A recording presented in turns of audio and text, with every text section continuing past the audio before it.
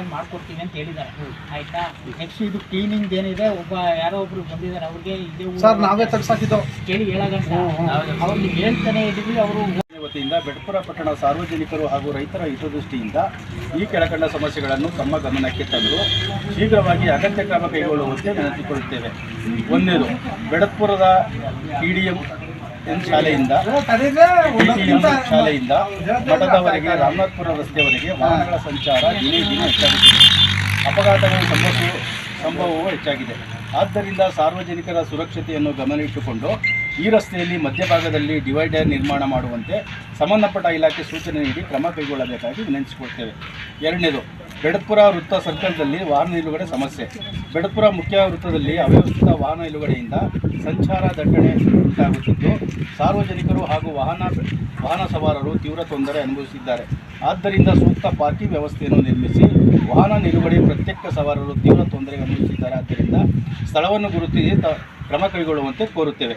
ಮೂರನೇದು, ಕುಶಾಲನಗರ ಹಾಗೂ ಕೇರ್ನಗರ ರಸ್ತೆಯ ತಿರುವಿನಲ್ಲಿ ಇರುವ ಮಾಂಸ ಮಾರಾಟ ಅಂಗಡಿಗಳ ಸ್ಥಳಾಂತರ.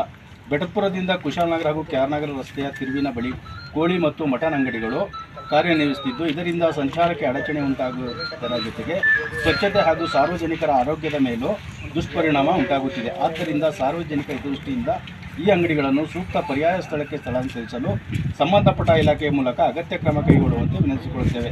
ಮೇಲ್ಕಂಡ ಈ ಮೂರು ಬೇಡಿಕೆಗಳನ್ನು ಸಾರ್ವಜನಿಕರ ಸುರಕ್ಷತೆ, ಸುಗಮ ಸಂಚಾರ ಹಾಗೂ ಆರೋಗ್ಯದ ದೃಷ್ಟಿಯಿಂದ ಅತ್ಯಂತ ಅವಶ್ಯಕವಾಗಿದ್ದು ಶೀಘ್ರವಾಗಿ ಪರಿಶೀಲಿಸಿ ಸೂಕ್ತ ಕ್ರಮ ಕೈಗೊಳ್ಳುವಂತೆ ತಮ್ಮಲ್ಲಿ ವಿನಯಪೂರ್ವಕವಾಗಿ ಮನವಿಯನ್ನು ಸಲ್ಲಿಸ್ತಾ ಇದ್ದೀವಿ ಸರ್. ಸಾಯಂಕಾಲ ಗಂಟ ಬಿಸಿಲು ನಿಂತ್ಕೊಂಡು ಊಟ ಇಲ್ಲ ಅವನು ಬೆಳಗಿನ ಸಾಯಂಕಾಲ ಗಂಟ ನಿಂತ್ಕೊಂಡು ಭಾಳ ಪಶ್ಚಾತ್ತಾಪ ಪಡ್ತಾವೆ ಒಬ್ಬ ರೈತ.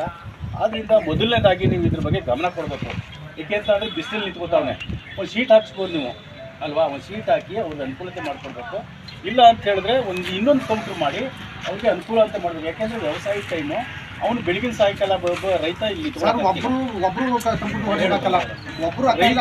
ಬೆಳಗಿಂದ ಸಾಯಂಕಾಲ ನಿಂತ್ಕೊಂಡ್ರೆ ಅವನ ವ್ಯವಸಾಯದ ಒಂದು ಇದನ್ನು ದ್ವಿಗುಣ ಮಾಡಲಿಕ್ಕೆ ಹಾಕೊಳ್ಳೋದಿಲ್ಲ, ಅವನು ನಷ್ಟ ಅನುಭವಿಸ್ತಾನೆ. ಆದ್ದರಿಂದ ದಯಮಾಡಿ ಪುನಃ ಒಂದು ಎಷ್ಟೊಂದು ಕೌಂಟ್ರ್ ಮಾಡಿ ಜೊತೆಗೆ ಇಲ್ಲಿ ಅವ್ರಿಗೆ ನೆರಳು ಮಾಡಿಕೊಡುವಂಥ ಕೆಲಸನ ನೀವು ದಯವಿಟ್ಟು ಮಾಡಿ ಆಯಿತಾ. ಮೊದಲನೇದಾಗಿ ನಿಮಗೊಂದು ಮನವಿ. ಜೊತೆಗೆ ಏನಪ್ಪ ಅಂತ ಹೇಳಿದ್ರೆ ನಿಮ್ಮ ಆಫೀಸ್ಗೆ ನೀವು ಎಷ್ಟು ದಿನ ಬರ್ತಿರೋ ನಮಗೆ ಗೊತ್ತಿಲ್ಲ ಅಲ್ವಾ, ನಾವು ಹೊರಗಡೆ ಇರೋದು.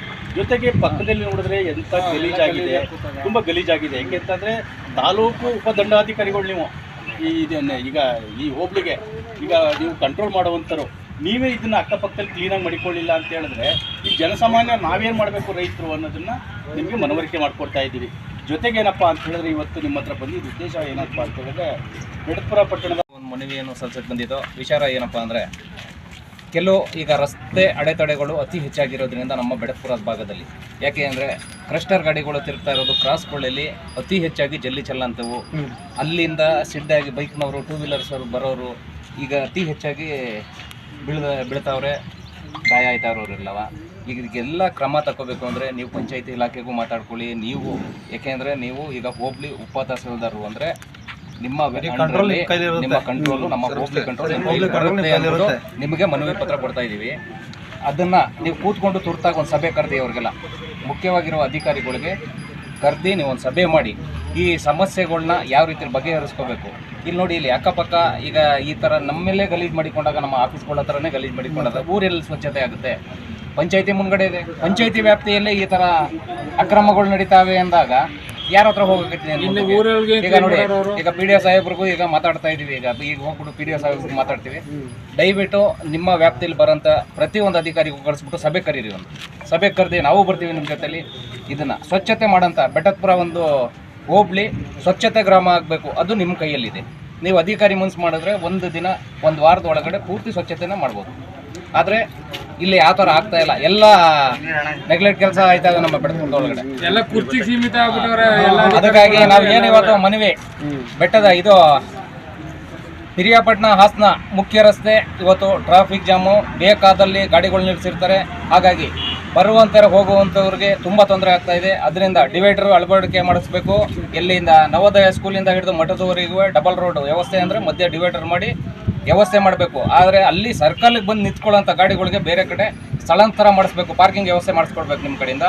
ಹಾಗೆ ಈಗ ಕೇರ್ನಗರ ಮತ್ತು ಕುಶಾಲನಗರ ರೋಡ್ ಮುಖ್ಯ ರಸ್ತೆ, ಅದರಿಂದ ಒಂದು ಕೋಳಿ ಅಂಗಡಿಗಳು ಅಲ್ಲಿ ಇರೋದ್ರಿಂದ ನಾಯಿಗಳು ಅಡ್ಡ ಬಂದು ನಾಯಿಗಳು 2 ರಿಂದ 3 ಜನ ಈಗ ಮೊನ್ನೆ ದಿವಸದಿಂದ ಈಗ ಸತತವಾಗಿ ದಿನ ಒಬ್ರು ಇಬ್ರು ಕಂಟಿನ್ಯೂ ಆಗಿ ಬೀಳ್ತಾ ಇದ್ದಾರೆ. ಅಲ್ಲಿ ನಾಯಿಗಳು ಅಡ್ಡ ಬಂದ್ಬಿಡೋದು, ಇಲ್ಲ ಜಲ್ಲಿ ಕಲ್ಲು ಬಿದ್ದು ಕ್ರಾಸ್ಗಳಲ್ಲಿ ಸಿಡ್ಡಾಗಿ ಬೀಳೋದು, ಈ ಕೆಲಸ ಆಗ್ತಾ ಇದೆ. ಇದಕ್ಕೆಲ್ಲ ನೀವು ಹೋಬಳಿ ಉಪ ತಹಸೀಲ್ದಾರ್ ಆಗಿರೋದ್ರಿಂದ ನಿಮ್ಮ ವ್ಯಾಪ್ತಿಗೆ ನೀವು ಯಾವ್ಯಾವ ಅಧಿಕಾರಿಗಳು ಕರೆಸ್ಬಿಟ್ಟು ನೀವು ಮಾತಾಡಬೇಕು ಅಂತ ಇದ್ದೀರಿ, ಎಲ್ಲರಿಗೂ ಕರೆಸಿ ಆ ಸಭೆಗೆ ನಾವು ಬರ್ತೀವಿ. ಅದೇನದೆ ಬೆಡಕ್ಪುರ ಸ್ವಚ್ಛತೆ ಕೆಲಸಕ್ಕೆ ನಾವೆಲ್ಲ ಸದಾ ನಿಮ್ಮ ಜೊತೆಲಿ ಇರ್ತೀವಿ ಅಂತ ಹೇಳ್ತಾ